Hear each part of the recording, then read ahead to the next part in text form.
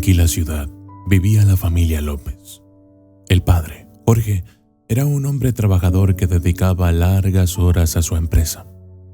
La madre, Ana, era una mujer cariñosa y dedicada a su hogar. Juntos tenían 2 hijos, Raúl y Sofía. A pesar de las preocupaciones y compromisos de cada uno, Ana tenía una regla inquebrantable. La cena era a las 7 de la noche y todos debían estar presentes. Una tarde, Raúl se acercó a su madre y le dijo: «Mamá, tengo que reunirme con un compañero para un proyecto. No llegaré a cenar». Ana respondió con una sonrisa, aunque con un toque de tristeza en la voz: «Raúl, trata de llegar temprano. Recuerda que la cena es a las 7». Poco después, Sofía, la hermana menor, comentó: «Yo tampoco cenaré en casa, mamá. Carlos me llevará al nuevo restaurante italiano que acaban de inaugurar». Ana asintió, aunque en su corazón deseaba que todos estuvieran juntos.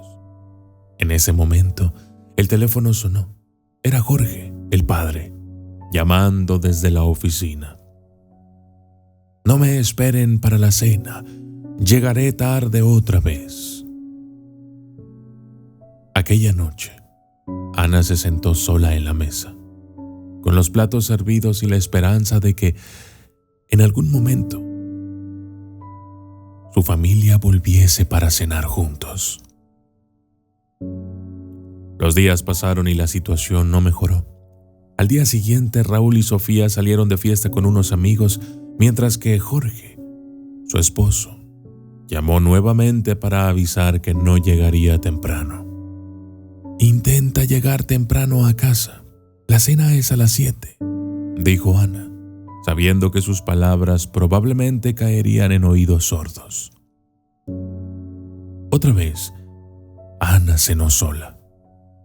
El fin de semana llegó y Jorge se fue de viaje de negocios. Raúl se fue a la playa con su novia y Sofía decidió quedarse en casa. «Sofía, prepárate. La cena es a las 7», dijo Ana con una débil sonrisa. «No te preocupes, mamá. Ya pedí pizza», respondió Sofía distraídamente. Y así fueron pasando los días. Rara vez cenaban juntos y apenas prestaban atención a Ana, sumidos en sus propias vidas. Ella se quedó muchas veces con la mesa puesta, esperando mañana. Solían decirle, pero ese mañana nunca llegaba. Un día, Ana fue internada en el hospital. Jorge, Raúl y Sofía se enteraron de que estaba enferma desde hacía tiempo y que las quimioterapias no habían funcionado.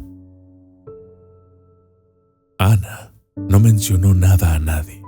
Había estado soportando el dolor ella sola para no preocupar a su familia. El doctor se acercó y les dijo: Ana no quería que estuvieran tristes por esto. Se negó a que lo supieran. Dijo que quería pasar el tiempo que le quedaba con ustedes y que les prepararía sus comidas favoritas en la cena, cuando todos pudieran estar libres. Hoy Ana falleció. El entierro fue en la tarde y la familia pasó un buen rato en el cementerio recordando. Al llegar a casa, las lágrimas brotaron nuevamente de sus ojos y el padre dijo: «Cariño, estamos aquí esperando a que ella salga a recibirnos sonriente. Pero no lo hará». Esa noche, Raúl no quiso salir con sus amigos. Jorge apagó el teléfono del trabajo y Sofía no quiso salir a ningún restaurante ni pedir pizza. Hoy, todos estaban en casa. Pero ella faltaba. No escucharon esa voz que cada noche les decía: «La cena es a las 7». La historia de la familia López nos enseña la importancia de valorar el tiempo en familia.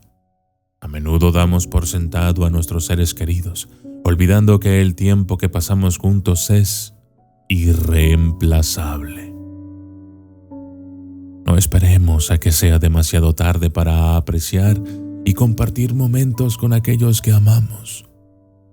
La cena es más que una comida, es un momento para conectar, para amar y para recordar que la familia es el tesoro más grande que tenemos. Salmo 133:1. Mirad cuán bueno y cuán delicioso es habitar los hermanos juntos en armonía. Soy